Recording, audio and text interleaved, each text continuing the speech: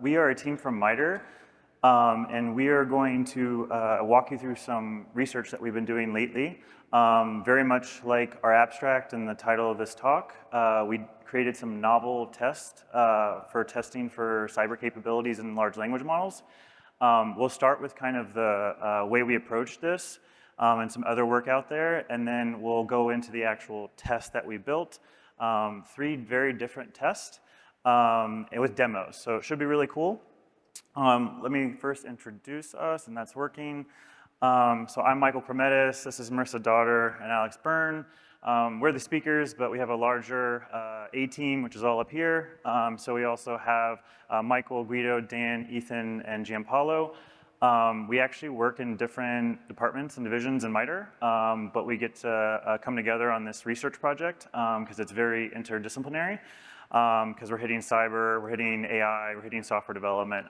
So really cool interdisciplinary team, which I think you'll see also in the test that we made.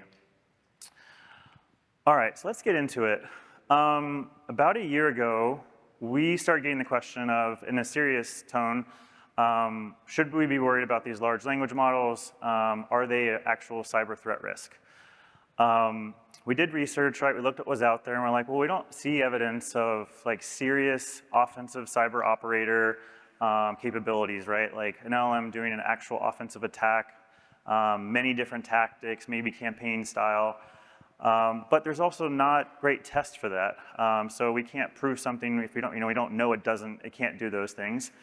And then we, kind of said, well, the state of things are these models are getting larger. They're getting more prolific. And we're starting to see people apply them more to cyber problems, right? They're, of course, foundation models trained on kind of general knowledge and general use cases, but people are taking them and applying them to cyber.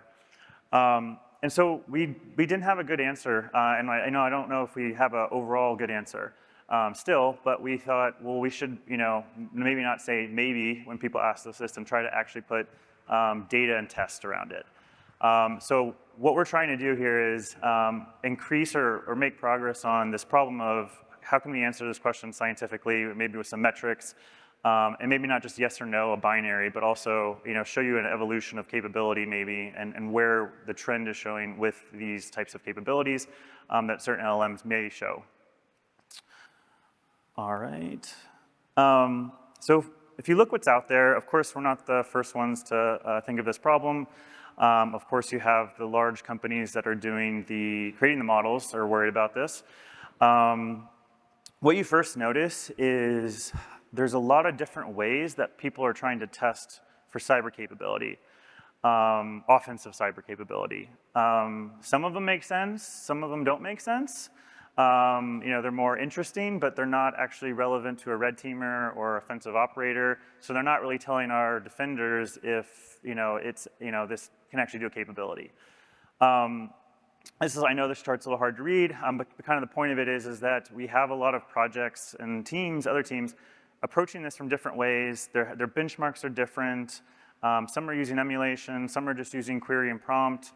Some are looking at code, whether it can generate malicious code, whether it can classify vulnerable code that was made unintentionally. So it's kind of a real hodgepodge. And so you kind of, if you're a defender and or a policymaker and somebody asks you this question, assuming you go on Google Scholar, right, and you weed through all the unserious attempts and the serious attempts for this problem, it's still a hard question to ask or to answer. And it's really hard to put your finger on what we're seeing and what are LLMs getting better at and thus a risk, and what aren't they. So in short, we looked at this and we need to do better. Some of the key things we noticed were that we see large language models potentially tested, but they're not paired with all these cyber tools that we know exist and could possibly make the large language model operate better, right? So we should do that and see if it really does help the performance. Like that last slide, we don't really have a comprehensive way. We can point to certain work and say, well, if you're running an SQL database with this vulnerability and you prompt it with this questions and it has this RAG, yeah, we'll figure out that it can do this injection attack. But what does that mean generally for injection attacks or attacking different types of databases or just general initial access or something like that?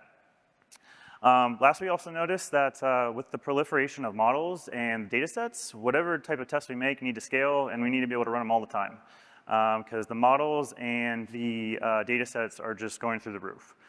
So if we really want to test different ones or be able to keep testing and seeing an evolution of capability, anything we make is going to have to scale. So again, point is, if you're a defender, it's really hard to answer this question. At best, it's unclear, and at worst, it's totally incomprehensible with what these large language models can do, especially as they're starting to be trained for cyber tasks and not just an afterthought. So we decided to come up with our own methodology. So there's a lot in this diagram, and I'll try to unpack it. But we started out thinking, all right, in this ideal world, what types of tests would we have for LLMs? Of course, we would have like a corpus of tests, and each test would test very specific things that relate to offensive cyber capabilities. That's kind of what you get in that first dimension or axis there at the bottom is, we want to test for different types of capability areas.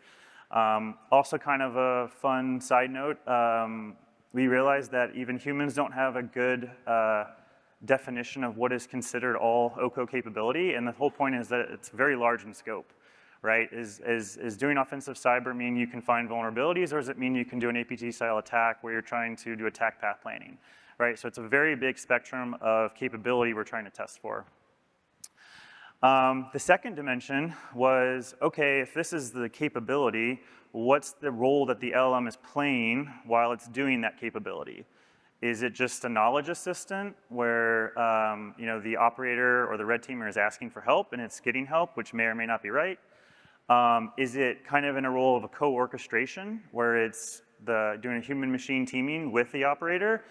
Or better, or more likely, with another cyber platform or tool, because we also have lots of offensive platforms, where those offensive platforms can help the LLM, and the LLM can help the offensive platform.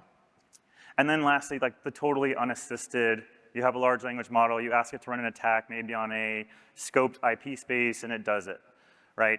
So what we see is usually people think of the last one, but there's also these other use cases that are probably more near-term and realistic, and we want to be able to evaluate and give some answers onto whether LLMs are useful in those cases. Last dimension, which we, I think, convince ourselves we don't have a good metric yet, but is reasoning power. So it's hard to define, but there are certain tests that we see that are really different and show potentially critical thinking and reasoning being done by the large language model. You might have a test that's basically doing asking the LLM for information on CVEs, but that large language model has a RAG attached to it that's all vectorized CVE information or attack, and so it's really just doing a database query, right? You're doing a prompt and it's responding. That type of test is way different than a test that says, hey, you're an agent, talking to the LLM, you're an agent, you're doing an op right now, and putting it through a full cyber simulation of doing an offensive attack, where it has to pick the actions, execute them, understand the response, understand the different dimensions of the operation, so that we think, right, the latter one has way more reasoning power and thus is way more risky or serious. And I mentioned that one because that's one of the test cases we're going to show today. So with those three dimensions, right, and kind of this conceptual view of this corpus of test cases, we would want to cover this, right? We would want to be able to look at this and say, oh, we have cut coverage here, we don't. And of course, we'd never achieve all coverage, but that would be the point, is we could focus on areas that we're concerned about. And then, right, if you've ever looked at LLM testing, right, everything's defined within benchmarks. In our case, a benchmark would just be a grouping of these tests, where you could have a benchmark focusing on certain capability areas or maybe certain use cases for how the LLM is, or all of them. But the idea being you can make very bespoke benchmarks for what you're interested in. And in some cases, we might have test cases that actually test across different capability areas or use cases. So in that case, you'd have one test case that's really testing for a few different things. So this is kind of the conceptual view and kind of what drove our tests that you're going to see. So just keep this in mind. And so now I'm going to pass it to Marissa, who is going to outline the tests and then talk about some of the first ones that we did. Thank you, Michael. Yeah, so now that we have a better understanding of what our evaluation framework is really trying to analyze and put these LLMs through their paces, we're going to be introducing today 3 very distinct and different tests. They're going to be covering maybe something more traditional that you're used to seeing for an LLM benchmark with question and answering, all the way down to like full-scale emulation and simulation with some of the MITRE internal tools that our MITRE developers have created. So this chart is essentially a flattened view of the graphic that Michael just showed. Really what we want to show here is each of these different tests, though they may share the same capability area, we're bringing with them different tools, different data sets. So we are really trying to understand the OCO capabilities of these LLMs, if there is any, in very different and distinct ways.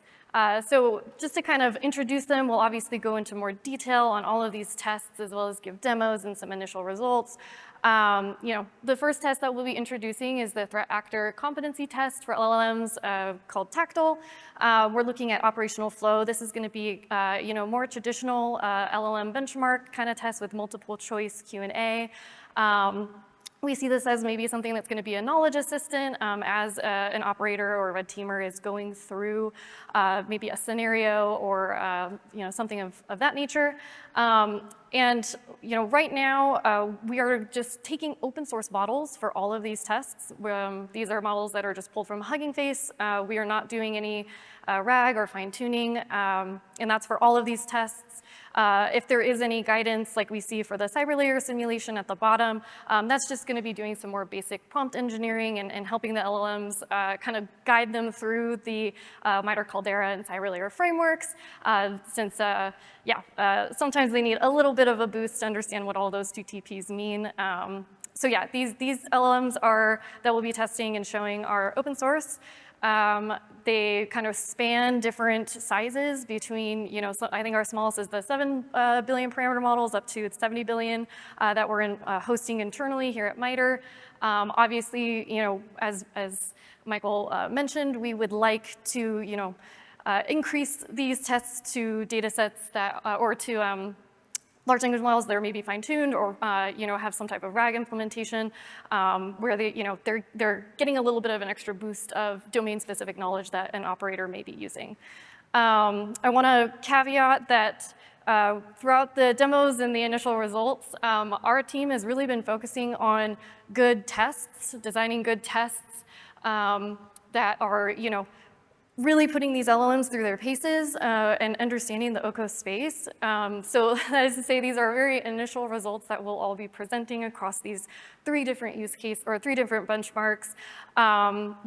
We plan to do a more systematic, evaluation of the open source models that we are currently using in our paper that'll be coming out after Black Hat. So I'm just going to take a minute to also go through what our evaluation system is looking like at its current status. Like Michael said, our team is comprised of cybersecurity engineers, professionals, AI engineers, and also software engineers. So there's a lot of open source tools. There's quite a few now for doing LLM benchmarks, and none of them quite fit this OCO scenario, including these extra tools that we're bringing in, like MITRE Caldera, CyberLayer, BloodHound. And so we've decided to kind of approach this with our own UI, our own infrastructure to host these tools, and that way you can just bring your model with your RAG or whatever it is to this and easily attach whatever test you want to bring. So we'll start on the left side. Essentially, you'll see this in all of our demos. But essentially, you'll see we have a UI. It's based on Grad.io. So those of you who are familiar with large language model benchmarking, it's a pretty common UI to use for that. So it should be fairly familiar. Essentially, you'll just be choosing the model, whether that's one that you're bringing in or one that's hosted on potentially our platform or something like that. And then you'll choose your benchmark, and that'll submit. We have integration with the Inspect AI toolkit also, so that's helping us do like data management and some data set preparation for some of our tests. So yeah, we're trying to be flexible and open to other APIs that are out there that have already done a lot of the groundwork for like facilitating this type of benchmarking. So once you submit your model, it's going to go to our evaluation manager. Some of these are built in-house, and some of them are also using open source tools like Inspect AI.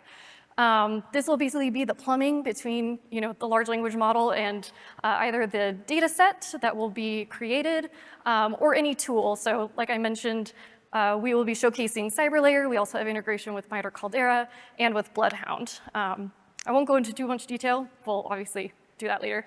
But essentially, it'll connect these tools or these data sets to these large language models that you are trying to evaluate. And under the hood, for us, we host all of our own large language models on our AI platform.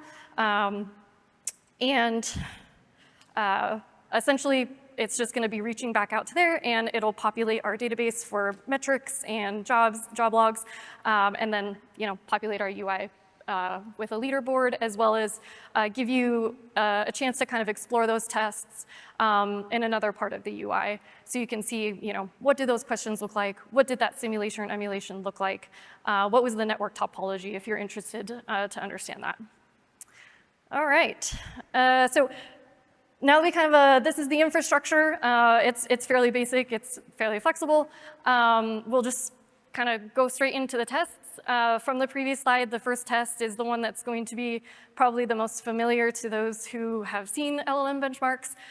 This is going to be our threat actor competency test for LLMs called Tactile. The reason that this one is the most familiar, most likely, is because it is a multiple choice Q&A kind of style benchmark. It has very defined metrics. It's multiple choice, A, B, C, or D. And so it's very easy to evaluate. The particular, so Tactile is our benchmark. We will have separate scenarios. So the scenario that we are going to be demonstrating today is called ground to crown, the quest for domain dominance.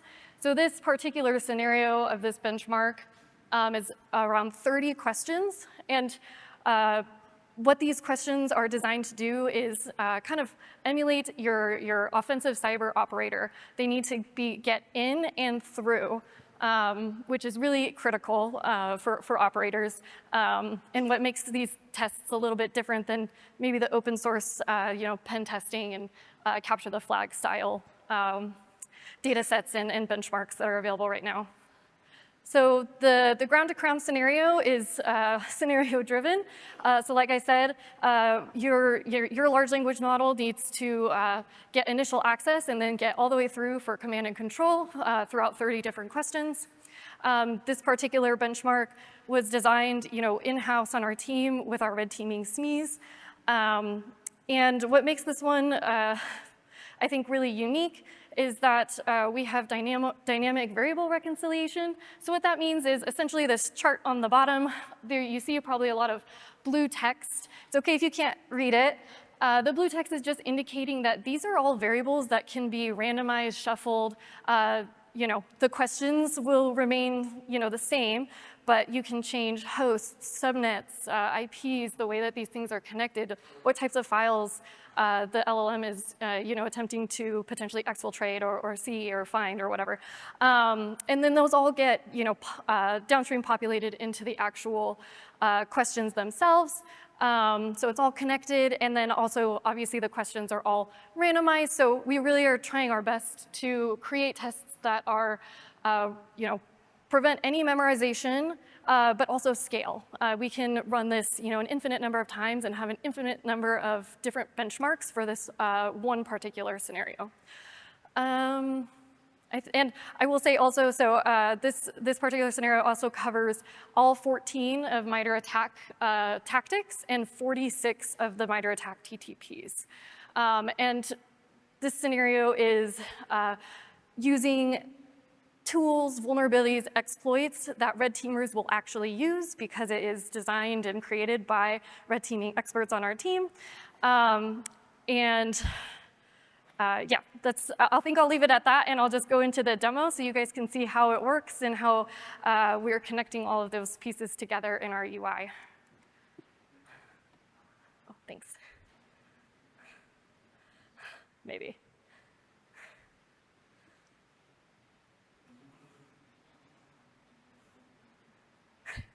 There we go. All right, so this is the UI. Here you go, you submit your model. These are the model options. Right now we're gonna do the Llama 370B on the ground-to-crown scenario for tactile. Take a minute to go through. These are 30 questions spanning 46 TTPs and all 14 attack tactics. And then we can go explore the benchmark, and we can see the results. I know that you're not going to be able to read all those. Those are across the y-axis, all the 46 TTPs, and these are the results of this particular model on how many questions it got right on those TTPs. And then we can navigate also now to the inspect. So this is one of the benchmarks that we're integrating with, an open source API, and we can actually look at what were all the questions, what were the correct answers, and what did we answer, or what did the LLM answer, I should say. We can do a really thorough examination of that. And we can also navigate to the attack navigator and see the sequential steps of that particular scenario. And then the most important, we have a leaderboard, so you can see the different models that we are internally hosting and their score on this particular benchmark.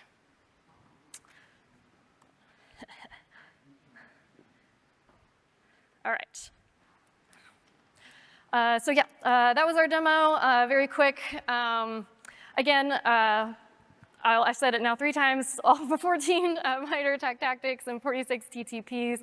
And is that not going? And then this is a screenshot of what that results and leaderboard page look like.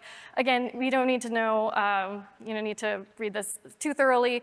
But essentially, we can see it's a very defined metric. It's 1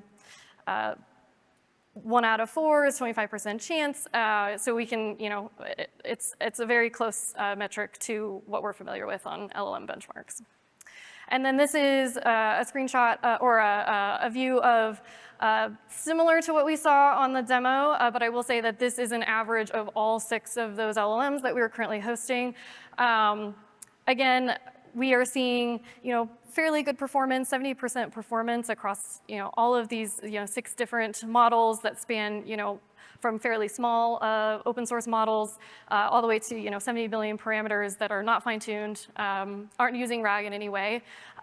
We also obviously see that through this test, we can begin to understand what particular tactics or techniques are our large language models maybe better at than others. Obviously, there are open source models that might be better at code and code generation, but we can also begin to understand, are they good at specific techniques?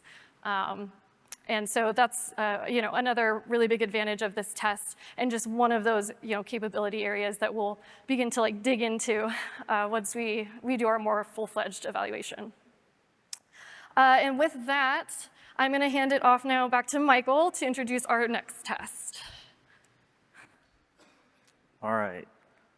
So the next one should be pretty straightforward to this audience, but our team member Ethan had a really good idea to basically test whether an LLM could ever have the equivalent level capability of BloodHound, right? The tool that helps operators do attacks on Active Directory. So this tool is, I like this test a lot because it is very quick, it can scale, and we can get 100% ground truth correct and compare the diff with what the large language model results. So fortunately, BloodHound has a tool or a script that does a lot of the work for us. So Ethan just had to update the queries to its database, and plug it into our LLMs. But what essentially happens is BloodHound will create a synthetic Active Directory, put it in a database, and then you can run queries on it as if it's an Active Directory. We can run BloodHound queries, and then we can do the same questions with the large language model, and then we can compare the difference between the two. In our particular test today that we'll show, there was 12 basically questions or queries that we would look at the BloodHound ground truth and compare it with the large language model and what it outputted. And we tested against those models that you saw in the past, on the past slides. However, some of them had issues with the token space, so we'll get into that.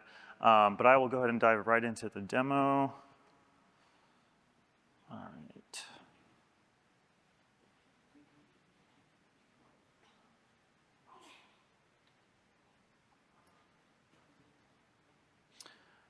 So this is in script forms because we added verbosity, lines to make it verbose and be able to see the output. Here we go. But again, essentially this is calling out to BloodHound. BloodHound's creating a synthetic data set, and then it's asking questions through the BloodHound tool or queries, and then doing the same through the large language model. So you can see parts where it says LLM success. That's where the objects, right, whether user or system objects came back from the large language model and they matched what the BloodHound tool, right, was giving us. And so it basically, got that query correct. And so I think in this video, you're just seeing it go through those questions, and some of them it will get wrong, and then some will get right. All right, let's look at this results here. So Ethan noted that, like I mentioned before, and maybe this could be a constraint, right, on an actual capability for a large language model, was the fact that not all the models could handle the size of the info dump coming from BloodHound, right? So the query or the question you're asking about specifically was too long, right? It was over the token space required or allowed for the LLM. Because of that, right, only a couple models actually were able to evaluate results. So in this case, it was our mixtural model, and I believe the larger model, right, with the larger amount of parameters did actually a little better. But again, it was 12 queries. I believe the best performance was 5 questions right out of 12. And you can see here a sample response at the bottom there. But essentially, you're just looking at an averaged performance there on the right with the charts. Again, the cool part of the test is we can rerun it pretty quickly and, on any model very quickly. And so right here, we just have these, but we will add to it when other models have larger token spaces, and or we feel like we can reduce the prompt that's being sent to the LLM in a way that's not taking away from the overall test. All right, now I'm going to pass it to the most complex test. All right, so yeah, for the last test, we're going to be going over an in-house tool we've got called CyberLayer. It's a simulation tool for going ahead and testing cyber agents. So there's 2 main reasons why it's a great way to evaluate large language models. First, it's built to be one-to-one with an operator's experience. That means that the tools that you guys run every single day, we're going ahead and we're behaviorally modeling so that we can go ahead and run it inside the simulation, and you can't tell the difference. You're going to see in a little bit like what it actually looks like and some fun little stories about how hard it is to tell for our dev team. But the other reason is that it's a super powerful data generation model. So that lets us go ahead and create brand new enterprise networks, change around the topology, and generate new user groups, social networks between these users, firewall rules between different subnets. We can even scale it up all the way to multi-enterprise scenarios that have supply chain relationships with one another. And we can go all the way down to a single host and look at what files there are, what services are running on that particular OS, different versions of Windows, Mac, whatever. And so let's quickly go ahead and take a look at the demo, which I need Michael to operate the Mac for me. You want the fidelity one? Oh, actually, 1 second, sorry. So before we go into the demo, let's talk about what the demo is actually showing. So we're going to be looking at a scenario called Darthnet, which is a fairly basic pen testing scenario. Basically, you're starting out on the internet. There's some web servers and a DMZ, and you want to go ahead and get into the server or the user network, but it's a DMZ, you can't get in there. So you're looking at a command injection exploit vulnerability to go and send some stuff over to the web servers and then have those web servers relay those commands and first get you some visibility of the user and server network and then eventually control. So Now we can go ahead and take a look at the demo. So this is CyberLayer. First we go ahead and we start it up. And we basically go ahead and get a bit of text that says what I just said. And now we start running some commands. And you might be saying like, all right, it's just a terminal running ifconfig, this is not like what's cool about this. But none of this is actually happening in the real world. None of this is calling out to anything. This is all simulated. And this is all able to be randomly generated. So these IPs can change, the MAC addresses can change, the users can change, while still keeping the general broad strokes of this situation the same. So that user network might go ahead and have some, like 4 different admins in it. It might go ahead and have 6. It might have 12 machines, whatever. And we can do everything. These firewall rules are going to stop us from going ahead and getting visibility, but we can still go ahead and hit those web servers. So the fun little story is that like, it's so one-to-one that usually our devs spend like 5 minutes a little bit confused about which terminal they're even in a lot of the times. It actually cuts a little bit into our dev. But as you can see, it runs exactly the same. And this is the view that the LLM has. The LLM gets to have this same experience. And you can even be saying like, all right, well, we built a CyberLayer or a Metasploit plugin. No, this is still all CyberLayer. Right now, we're setting up that command injection vulnerability and getting everything set up so that we can run through this entire scenario. And this is the kind of stuff that the LLM is going to have to do. And going to have to do in slightly varied situations so that it can't memorize anything. So that we actually can test, like, all right, can it follow the correct order of operations? Can it be stealthy? Can it know what it's actually doing and tell if it's actually a risk, or if it's kind of like Google, but a little bit more handy, or sometimes it lies to you, whatever. And yeah, it's a pretty cool project, I think. And super helpful for trying to figure out what these things are doing. So let's go ahead and talk about how we can use CyberLayer to evaluate these large language models. First and foremost, we want to go ahead and look at the ways that we can make it easier and harder for the large language model to actually take actions. We can drop it into that terminal view and just let it run wild. If it spits out, you know, random like keyboard junk, it can't do anything, that's whatever. But we really want to have a fine-grained way of knowing what the LLM is capable of and where it's good, where it's not good. Maybe it can't do any initial access, but maybe it can move around and do some cool stuff. Maybe it can write a phishing email, who knows? So the first thing that we do is we say, all right, we're only going to let the large language model run commands that it's got parameters for. That means like, hey, you can't SSH if you don't have creds, that kind of thing. Then we stop it from rerunning actions. So that's going to stop it from just spamming ping against a certain host and getting itself caught immediately. And it'll also go ahead and help it avoid loops. So it's not going to go ahead and do something, go here, here, here, here, here, and then end up back where it started. Then lastly, we can go ahead and emulate something similar to like Caldera's fact graph and say like, okay, well, to use ECENT, you tell I need an SMB share, and for that I need creds and so on. And so will gradually unlock different actions that it can run against new hosts. But we're never letting the LLM cheat. It's always based on the information that it's gained and always based on something in the real world. We're never going ahead and going something into the future because we want to know whether or not they're a risk today. And because of how high fidelity CyberLayer is, we can have really, really rich goal expression. We can tell if the LLM is just moving from one host to another, but we can also go ahead and express goals that are more vague, like, all right, I want you to get onto everything on the sales department and then get onto all of the Windows servers inside of the data center subnet. And we can be really fine-grained where we say like, okay, I want it to follow very exact instructions. I don't want it to go ahead and do its default behavior. I want it to use this brand new tool that came out 3 days ago and see if it can really reason about it the same way the human being has, all the way to, all right, I just want you to get persistence on this entire network. I don't care how you do it. And so that leads into how we actually give goals to the large language model. First, we give it a whole bunch of metadata. So that'll be, hey, some tutorials about how to use it, summaries of what it is, the live fire equivalent, because again, all of these actions are made to behave in the same way as your everyday tools. And we give it a ton of information because we want it to distinguish stuff.